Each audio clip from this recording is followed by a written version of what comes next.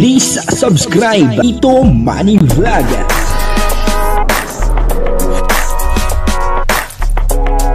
Payagan po si Tito Manny Vlog na mag-reactor para pambiling gamot sa kanya pong karamdaman. Wala man siyang records ng ng awayan. Paano po ba nalaman ni Grace na siya ay adopted child? Dito po ay nagkwento si Kuya Bal kung saan po nag-umpisa ang lahat. At kung paano po nag-usisa etong si Grace at kung paano niya nalaman na siya po pala ay isang adopted child ni Kuya Bal at saka ni Ate Edna. Papanoorin po natin yung video. Siyempre bibigyan po natin ng konting reaction. Pero bago po yan, ako muna po bumabati sa inyong lahat ng magandang umaga, magandang tanghali at magandang gabi sa inyong lahat mga kapatid. Saan kayo ng panig ng mundo naroon ngayon ay mag-iingat kayo palagi at pagpalain kayo ng ating Panginoon. Maraming salamat din po sa patuloy na tumatangkilik sa aking YouTube channel at nanonood sa aking video reaction. Patuloy lang po natin suportahan sila Kuya Bal Santos Matubang, Kalinga Prab, Ate Edna Vlog, Jack Tapia, at siyempre mga kasamahan ko po sa Karepa, at yung mga charity vlogger na Kalingap partner. At ganoon din po si Kalingap Jessa, yan po ay si Grace. Ito po yung video, na kung saan ay dito po nag-umpisa kung paano magtanong si Grace na siya ay isang adopted child.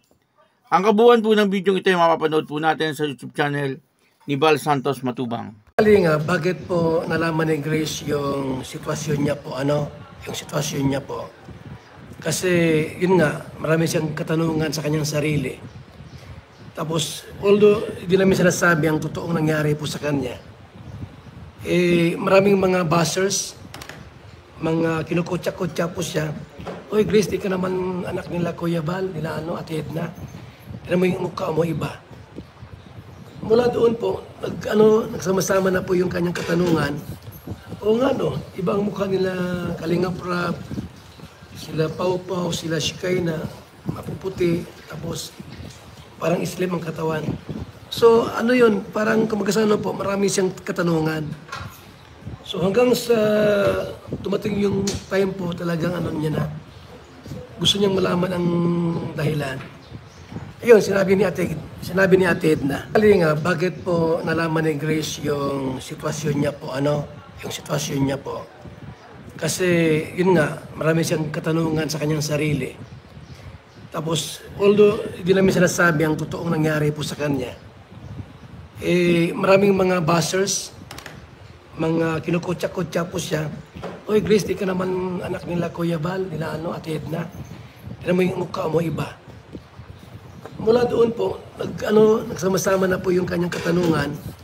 O nga iba ang mukha nila Kalinga Prab, sila Pau Pau, sila Shikay na mapuputi, tapos parang slim ang katawan. So yun, parang kumagkasano po, marami siyang katanungan. So hanggang sa tumating yung time po, talagang niya na, gusto niyang malaman ang dahilan. Ayun, sinabi ni Ate Edna. Yung po, dito po ay nagkwento si Kuya Bal kung paano inalam ni Kapitana Grace yung kanyang pagkatao dito sa Matubang family. Yun na at tinanong niya po kung siya po ba ay tunay na anak at sinabi daw po ni Ate Edna ang katotohanan kasi nahalata daw po ni Grace na hindi daw po siya kamukha nila Kalinga Prab at ni Kakay at saka ni Pau Pau kasi mapuputi po sila. Si Grace naman black beauty at isa po rito ay dahil nga daw po doon sa mga buzzer. Kasi parang binabas po itong si Grace na hindi daw po kamukha nung magkakapatid at sabi ampun nga daw po siya kaya siguro yun na nga sabi ni Kuya Bal ay nagkaipon-ipon hanggang sa magtanong na nga po siguro siya kay Ate Edna kung ano po ang katotohanan. At yun na nga, sinabi po ni Ate Edna, sinabi naman po yun ni Kuya Bal, na siya nga po ay isang adopted child. Nang dahil doon, kung mapapanood niyo po doon kay Kalinga Hana, ay talagang 16 years old siya. Nung malaman niya, nung sinabi po ni Ate Edna, ay 16 years old po itong si Grace, ano po, nung malaman niya, at dahil po doon ay nag-umpisa po siya magrebelde. Ano po, nag-lehas-lehas po siya, ano po, at napunta sa mga barkada, hanggang sa tuluyan na po siya maglayas at hindi na po siya umuwi. Ano po, doon po sa kanila. At taon daw po, no, bago po siya nakabalik.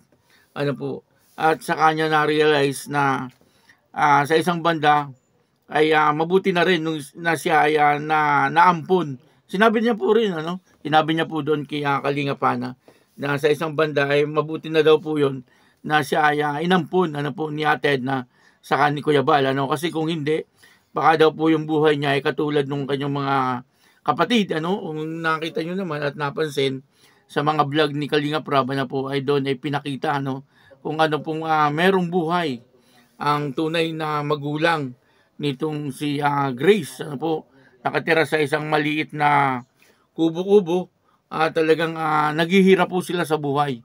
Ano po, at si Kalingap Grace ang tumutulong, ano po, doon po sa kanila. Ano, ay kung hindi po naampon itong si Grace ng mga matubang, ay baka ganun din po siya. Ano, yung buhay niya po ay ganun din, ano, marahil ay baka di po natin alam, ano, kung ano na po ang nangyari sa kanyang buhay, ano. Samantalang dito po ay naging maayos po ang kanyang buhay, ano. Bagamat nagrebelde po siya ng konting oras, pero ay bumalik naman po siya, ano, sa pamilya Matubang. At yun na nga po, no, sa ngayon ay talagang naramdaman daw po niya yung tunay na pagmamahal, ano po, nila Kuya Bal at saka ni Ate Edna. At siyempre ganun din po sa kanyang mga kapatid. At nakita nyo naman po, no, nung nakaraan lang ay niregaluhan po siya ni Kalinga Prab ng isang napakagandang sasakyan. Ano po, kaya masasabi po natin na ang Panginoon ay may kanya-kanya lang na pamamaraan, ano po, sa buhay ng isang tao.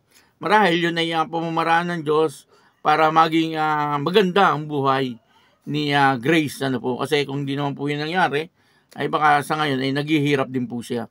Hindi po natin alam, ano, siyempre, hindi naman po natin alam kung ano po ang mangyayari sa buhay ng isang tao. Yung pong sinasabi ko ay ayon lang, ano, doon sa aking napapanood. Ano, kasi napanood ko po nung ibinlag nila yung pamilya ni Grace na talagang nakakaawa din po ang sitwasyon, ano. At si Grace sa ngayon ay nakikita po natin ay talagang maayos na maayos po yung kanyang kalagayan, ano. At tama po yung decision niya na bumalik po siya muli, ano, sa kila Kuya Bal, ano, at Ate Edna, kumbaga sa pamilya Matubang. At doon nga ay nakita niya, ano po, kung paano siya kamahal ni Ate Edna, ano, at saka ni Kuya Bal, ano po. At sa ngayon makikita po natin ay talagang okay na okay naman po itong si Grace, ano, at siya ay nagtatrabaho kay Kalinga Prab at nagbablog din po siya, ano po, at nakakatulong po siya doon sa tunay niyang pamilya, ano po, kumbaga ay sa ngayon masasabi po natin na maayos ang buhay ni Grace, ano po. Kaya yun, ano, doon po nag-umpisa, no, na magtanong-tanong itong si Grace, doon po sa mga dahil sa baser. Kaya itong mga baser minsan talagang nakakagulo sa buhay, ano po.